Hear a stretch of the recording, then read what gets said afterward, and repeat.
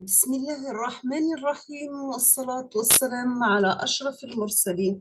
Salam alaikum, bonjour tout le monde. Aujourd'hui, on va faire la partie numéro 2 pour la révision sur le module traitement de signaux. Nous sommes arrivés dans la vidéo précédente, la transformée de Fourier à temps discret. Nous avons pour un signal qui est échantillonné, x échantillonné de t,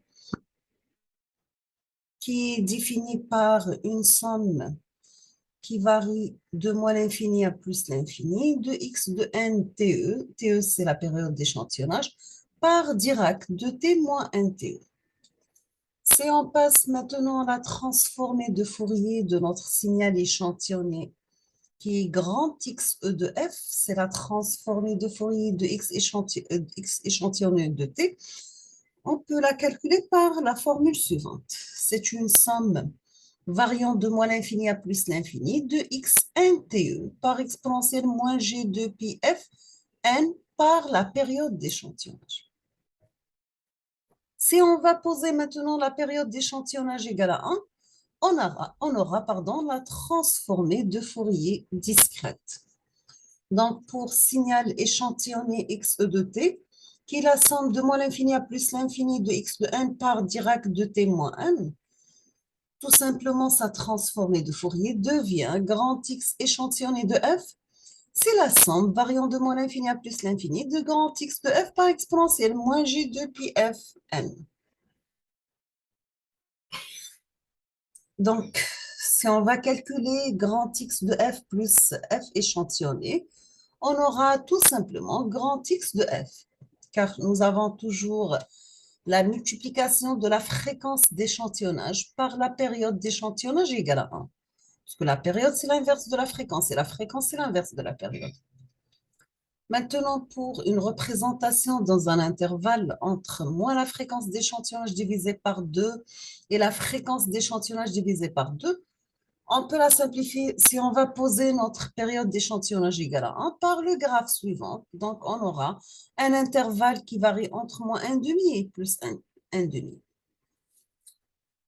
On passe maintenant la transformée de Fourier à temps discret inverse. Elle est calculée par la formule suivante. On aura que x de n est égal à l'intégrale qui varie entre la fréquence d'échantillonnage divisée par 2 jusqu'à la fréquence d'échantillonnage divisée par 2 de grand X de f exponentielle plus g de pi f n, la période d'échantillonnage. Sachant, si on va prendre la période d'échantillonnage égale la fréquence d'échantillonnage égale à 1, on aura un intégral qui est calculé entre moins 1,5 et plus 1,5.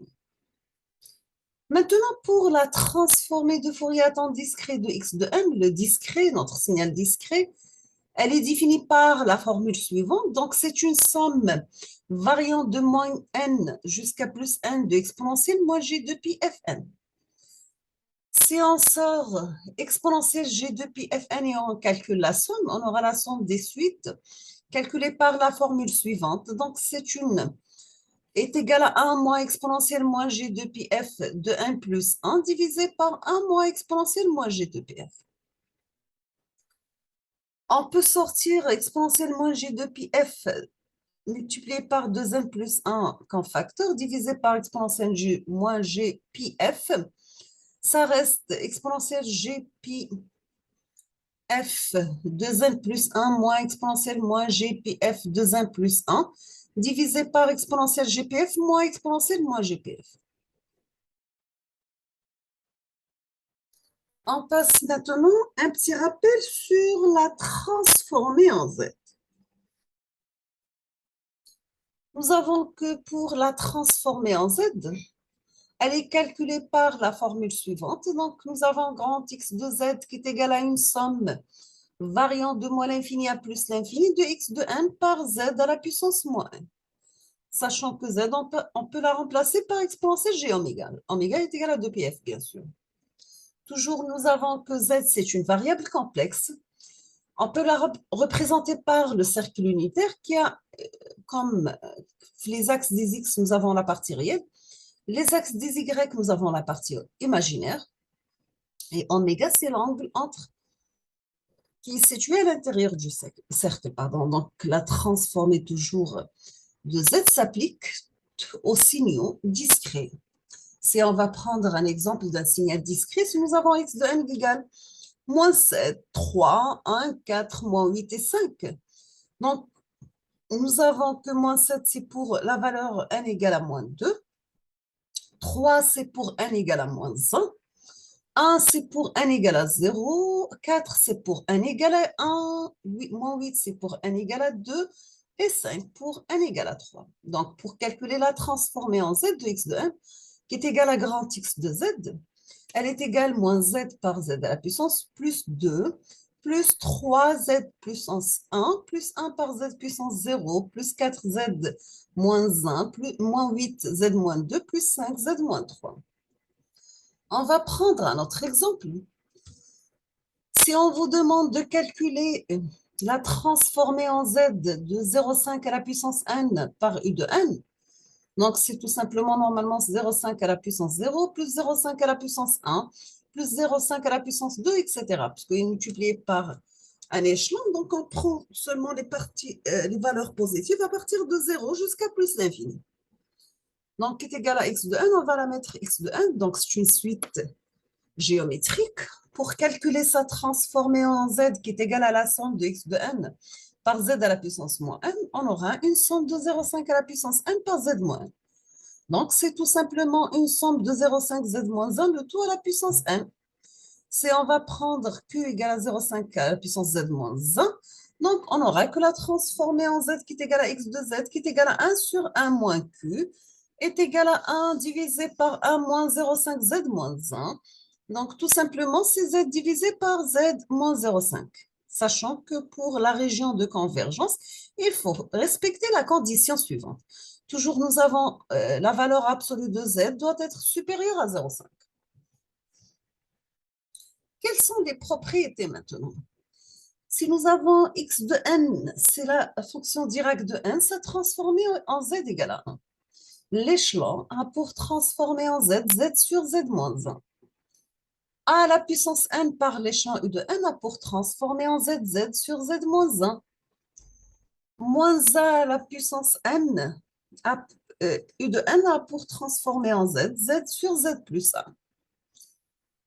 Pour n, u de n a pour transformer en z, z sur z moins 1 au carré.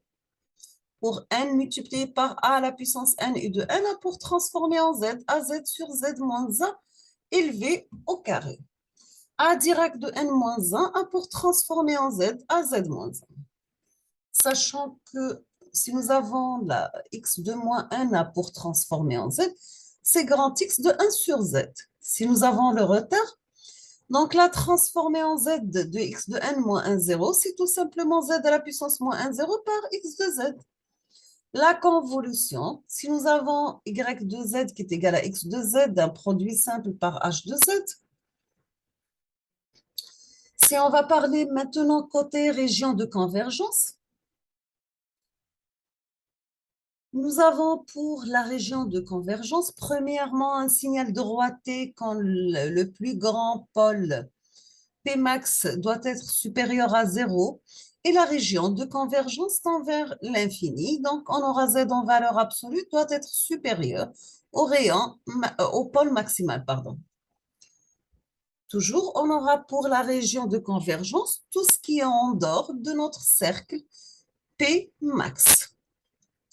Maintenant, si nous avons un signal gaucher, donc la région de convergence dans ce cas, lorsque le plus petit pôle Pmin supérieur à 0 et la région de convergence tend vers 0, donc z en valeur absolue inférieure à le pôle minimum en valeur absolue, nous avons que la région de convergence, dans ce cas, c'est dans le cercle Pmin.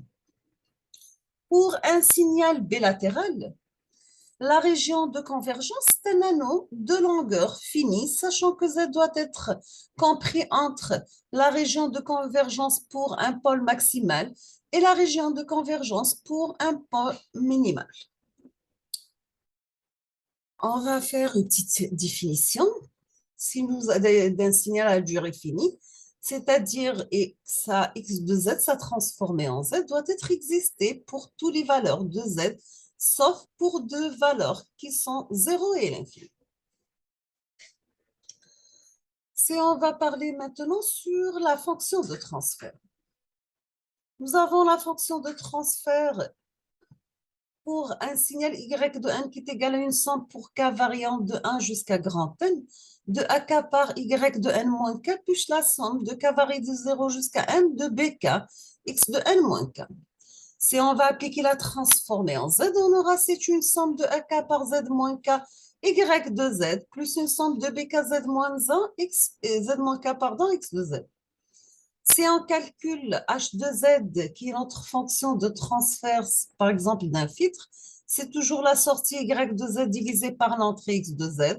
On aura, c'est la somme de bkz moins k sur 1 plus la somme de akz moins k. Donc, tout simplement, c'est b0 plus b1 z moins 1 jusqu'à bm z à la puissance moins m, divisé par 1 plus a1 z moins 1 jusqu'à an z moins 1.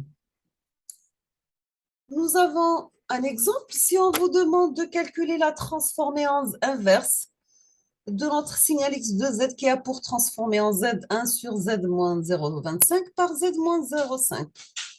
On va calculer x de z divisé par z qu'on va la mettre une autre fonction w de z. Donc, on aura x de z la forme 1 sur z divisé par z moins 25 par z moins 0,5. On peut faire la décomposition en éléments alimentaires au simple. On peut mettre x de z mais la forme de k1 sur z plus k2 sur z moins 25 moins 0,25 plus k3 divisé par z moins 0,5. Pour calculer k1, on doit utiliser la formule suivante, c'est 1 sur z moins 0,25 par z moins 0,5. Et on va remplacer z par 0. Dans ce cas, on aura k1 égale à 8. Pour K2, c'est la même chose. On va calculer 1 sur Z multiplié par Z moins 0,5 et on va remplacer Z par 0,25. On aura K2 égale à moins 16. K3 qui est égal à 1 sur Z divisé par Z moins 0,25 et on va remplacer Z par 0,5. On aura K3 égale à 8. Donc, on aura X de Z sur Z est égal à 8 sur Z plus moins 16 divisé par Z moins 0,25 plus divisé par Z moins 0,5.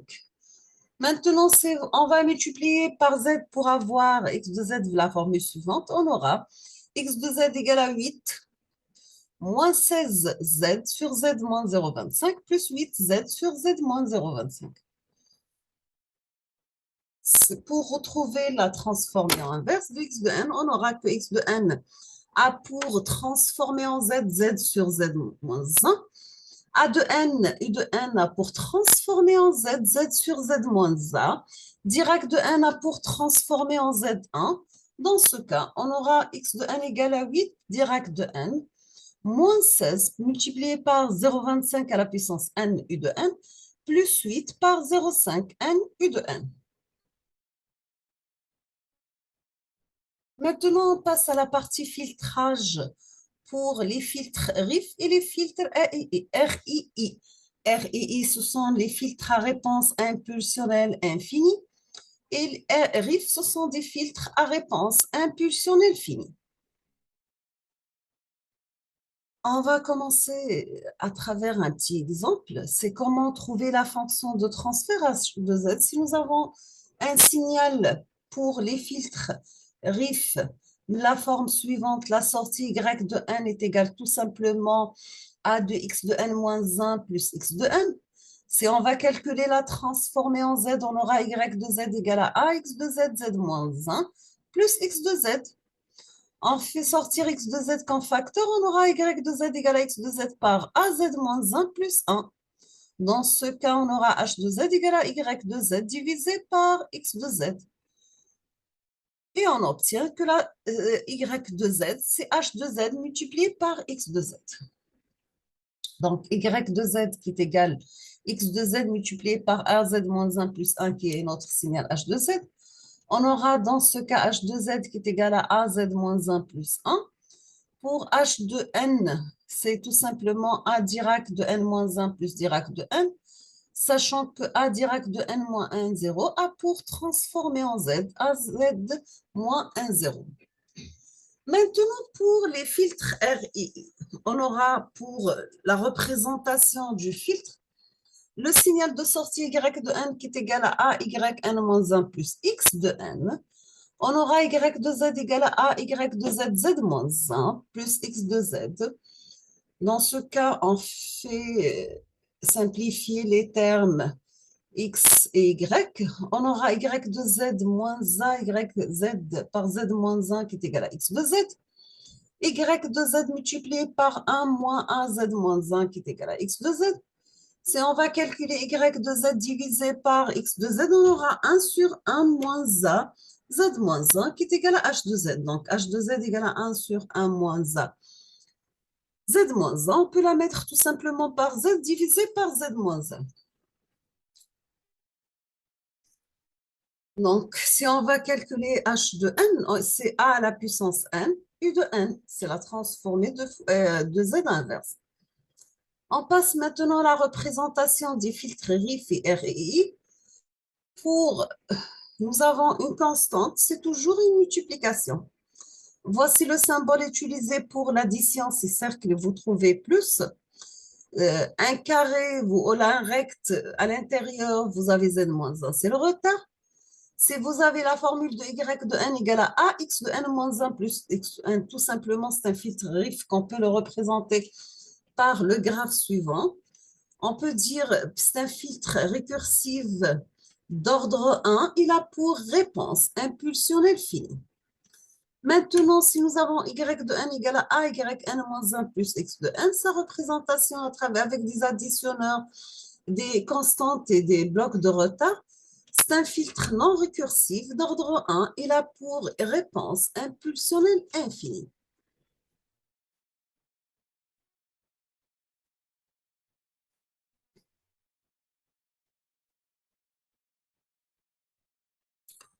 On va s'arrêter ici. On termine la troisième partie dans la prochaine vidéo, Inch'Allah.